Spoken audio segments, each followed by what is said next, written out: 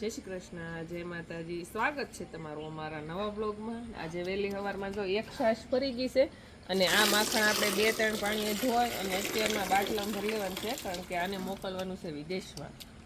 એટલા માટે બાકીની બધી છાશનું માખણ તો બધું માખણ ભેગું મૂકી દેવું, પણ તાજું માખણ મોકલીએ તો ત્યાં પોગે ત્યાં સુધી સારું રહે. એટલા માટે અત્યારમાં ધોઈ નાખ્યું છે 2-3 પાણીને. હવે બાટલામાં ભરવાનું છે. તો અહીંથી ફ્રીજમાં મૂકી પછી ત્યાં તો જ્યાં ભાવનગરથી સીપમાં મોકલશે ત્યાં તે બરફ નાખીને મોકલશે, એટલે વાંધો નથી આવતો, પોગી જાય છે સારામાં સારું. કારણ કે મહેમાન આવ્યા છે આપણા બહારથી, અને કોણ મહેમાન આવ્યું છે એ પણ બતાવું તમને. એ બનાસકાંઠા બાજુના છે, જે ડેરી ફાર્મમાં વધારે જાણે છે, અમે તો ઓછું જાણીએ. આપણે તો ગાયો રાખી. તો આ બધા મહેમાન છે.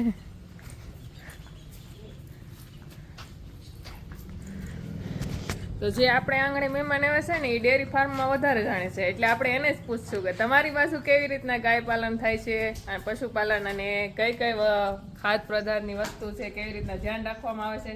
તો જય શ્રી કૃષ્ણ બધાને. હા, અને તમારા એ બાજુ અહીંયા આવીને તમને કેવું લાગ્યું ગાય? સારું લાગ્યું. અને તમારી સાઈડ કઈ આમ કાંકરેજ ગયો ને એવું બધું રાખે છે ને? અમારી કોકરેજ ખરી, પણ અમારી ગાય ઓછી. બરોબર, ગાય ઓછી છે. અમારી બાજુ ભેંસોનું વધારે. ભેંસો વધારે. હા, મહેસાણી ભેંસો. મહેસાણી છે, બનીની છે, એ ભેંસો મુકો. શેડ બીજા દૂધની ક્ષમતા કેવી? દૂધનું અમારે પશુપાલન. અને આમ તમારી બાજુ આમ દૂધનું મહત્વ કેવું, આમ ડેરીઓમાં ને એવી રીતે સારો છે? સારો દૂધ ઉત્પાદક એટલે અમારે સારામાં સારામાં ભાવ મળી રહે 1 લીટર ઉપર તમને? અમારે લીટર ઉપર હોય 50-60. બરોબર. તો છતાં પણ પશુપાલન કરવું અઘરું પડતું હોય છે. હવે તો ખેડૂતનો ધંધો વસ્તુ એવી છે ને કે ઈ તો આપણને ખબર છે ને, ખેડૂત હોય એને ખબર હોય. ખબર હોય, કરવું જ પડે. એમાં તો પછી હાલે નહીં. આપણને જે ભગવાને આપણને જે આંગણે આપણને અવતાર આપ્યો છે કે ભાઈ પશુપાલન કરવા માટે અને ખેતી કરવા માટે, તો એ તો કરવાનું જ છે. તો કેમ લાગ્યું તમને અમારી ગાય સુરભીના દર્શન કરીને? હા, કેવી આવી ગયો તમને ત્યાં જોવા મળે ખરી? બરોબર. એટલે આ બધું પૂછવાનું કારણ તો એ ખાલી હતું કે આપણે પણ ક્યારેય બનાસકાંઠા બાજુ ગયા નથી, એટલે આપણે કઈ જોયું ન હોય, કદાચ વિડીયોમાં કેમ જોયું હોય, પણ પાકો અનુભવ ન હોય. પણ આપણા આંગણે તો ત્યાંથી લોકો આવ્યા હોય તો આપણે એને પહેલી પાકી માહિતી લઈ લઈએ કે ભાઈ આવી ગાયો હોય છે, કેવી રીતની ગાયો હોય છે. એટલે આપણને જાણકારી મળે એમ. અમારે ખરીદવી તો એ બાજુ આવી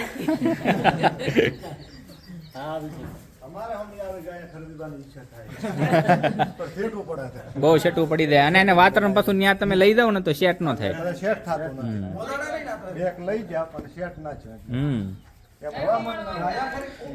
અવળી નાની વાસડી લઈ ગયા હો ને તમે તો કદાચ સેટ થઈ જાય ને. હા, બરોબર. ગાભ નથી રાખતી. બને એવું. માલિકે ઉમા પાડ્યું તો એને ખબર નથી કે ઉમાની માથે ઓમની નિશાની બની. જેમ જેમ મોટી બનતી ગઈ એમ ઓમની નિશાની બની, એટલે ઉમા તો પડી ગયું. હવે એની વાતડીનો શિવાલય ઉપરથી મતલબમાં એનો આખો વંશ બને. આ ઉમા છે, આની ઉપર તો અહીંયા ઓમનું નિશાન છે.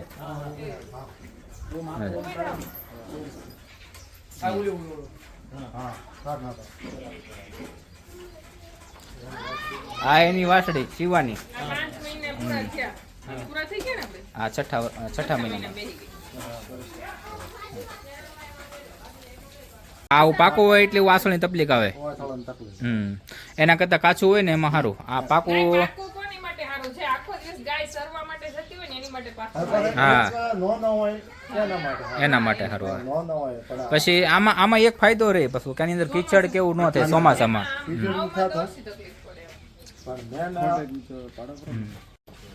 આનું નામ લક્ષ્મી છે. ઉભી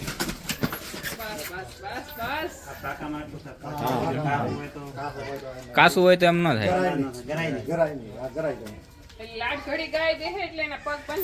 બંધાઈ જાય. આમાં પાછું કેવું થાય કે એના ગોઠણ ની બધું વયું જવાની સમસ્યા વધારે રહે. તો આપણે બનાસકાંઠા બાજુથી બધા મહેમાન આવ્યા હતા, અને મહેમાન બેઠા, ચા પાણી પીધા, લાડ બધી ઈ લોકો ઈ બાજુની પણ વાતો કરી, અને આ બાજુની પણ બધી વાતો કરી. અને ગૌશાળામાં પણ આટો માર્યો, એને આની જાણકારી મળી આપણને, ન્યાની મળી. અને બહુ કીધું મેં કે ભાઈ જમીને જાજો, પણ ના, એમને ઉતાવળ હતી, વાહન લઈને હતા એટલે એ કે આ વખતે ની બેન. તો બહુ ગમ્યું ઈ માણસોને પણ આપણને પણ. ને પછી આપણે ઘીનું પેકિંગ કરતા હતા સવારે, પણ એટલું બાકી રહી ગયું હતું વજન કરવાનું. અને દર વખતે તો કાચની બોટલમાં કરીશ, પણ તમને એમ લાગતું છે વળી પ્લાસ્ટિકમાં કેમ કરો છો, પણ પ્લાસ્ટિકમાં યુકેમાં મોકલવાનું છે એટલા માટે કાચની બોટલ ત્યાં સુધી ન પોગે ને ઈ લોકોને પણ આ કઈ કામ ન આવે એટલા માટે આમાં મોકલી દીધું છે. તો આટલા પેકિંગ કરી દીધા છે ઘીના.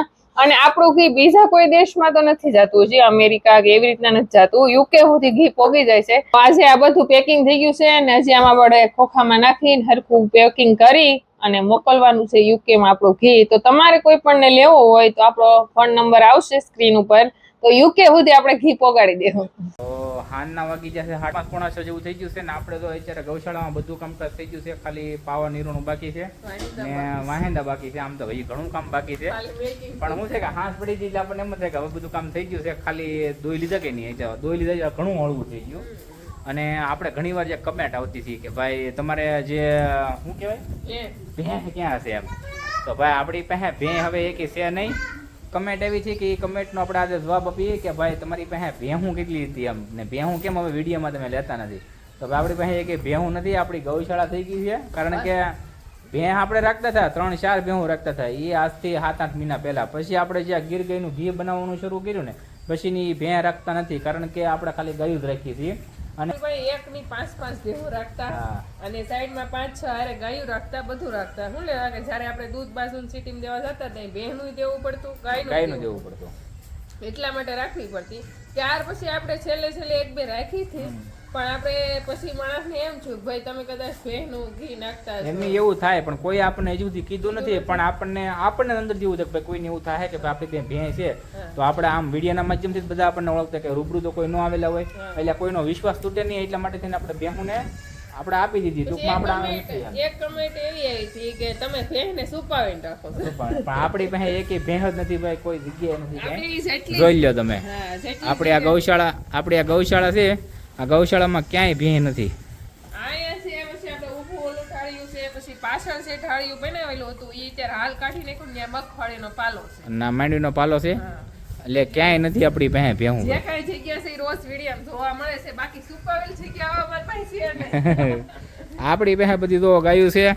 અને અહીંયા જો આપણી વાડી છે, તો વાડીમાં અહીંયા જુવાર છે, સામે નેપિયર છે, અને આ બાજુ જે ગુંદો છે ને ગુંદાની ઓલી બાજુ આપણે ઉકળો છે, જે કે આપણે ગાયનું સાણ ને એવું બધું નાખતા હોય ને એ છે. બીજું કોઈ મકાન હોય પેક પણ તો સુપાવેલ, એ કોઈ જગ્યા છે નહીં. અને સુપાવેલી વસ્તુ ક્યારે સુપાવેલી રહેતી નથી, એને ગમે ત્યારે બહાર આવવું પડે. એટલે એવું કઈ સુપાવેલું છે નહીં, પણ મતલબ ભેં આપણે એક રાખતા જ નથી, બધી ગાયો છે આપણી પાસે. એટલે તમને તમારી કમેન્ટનો જવાબ મળી ગયો છે, એટલે હવે ન કહેતા કે ભાઈ તમારી ભેં ક્યાં છે. ફરી પાછો એવો કે કમેન્ટ આવ્યો હતો કે નહીં, આપણે છે ને આપણે ઘણીવાર વિડીયો બનાવીને પણ કીધું છે કે ભાઈ અમારી પાસે એક ભેં નથી, અમારી પાસે બધી ગાયો છે એમ. તો છતાં પણ કમેન્ટ આવી ને એટલે આપણે જરાક જણાવવું પડ્યું. એટલા માટે તો આપણે આ તમને જાણકારી આપી દીધી કે ભાઈ આપણી પાસે કોઈ ભેં નથી. એવું નથી, એકવાર એમ આવ્યું હતું કે અમે તમને કમેન્ટ કરી છે પણ તમે જવાબ નથી આપતા. ને પછી એમ પણ લખ્યું ભાઈ આ ભાઈને આપણે કમેન્ટ કરીએ, આપણે અહીંયા કમેન્ટ કરીએ તો આપણને જવાબ નથી દેતા, તો આને કમેન્ટ કરવાનો મતલબ હું એમ. વાત તમારી સાચી છે 100%, પણ અમે પશુપાલન કરીએ છીએ ભાઈ, અમારી પાસે ટાઈમ નથી રહેતો, નકર અમે તમને પૂરેપૂરી બધી કમેન્ટનો જવાબ આપી દઈએ. જો તમને અમે વિડીયોમાં કમેન્ટનો જવાબ તમને આપી દીધો છે એટલે તમે ખોટું ન લગાડતા હોય. અને મતલબ કે તમે જે કાંઈ છે દેખાડી છે એટલે જવાબ આપવાનો. અમારી પાસે જે વસ્તુ છે ને એ બધી સાચી છે એમ, ખોટી નથી. એટલે આમાં અમારે જવાબ આપવામાં શું છે કે ટાઈમ ન રહેતો હોય પશુપાલનમાં ઓલામાં, એટલે જવાબ ન તમને આપી શકતા હોય. પણ માફ કરજો અમને કે અમે તમને જવાબ ન આપી છીએ, પણ તમને જો વિડીયોના માધ્યમથી અત્યારે તમને જવાબ આપી દીધો છે.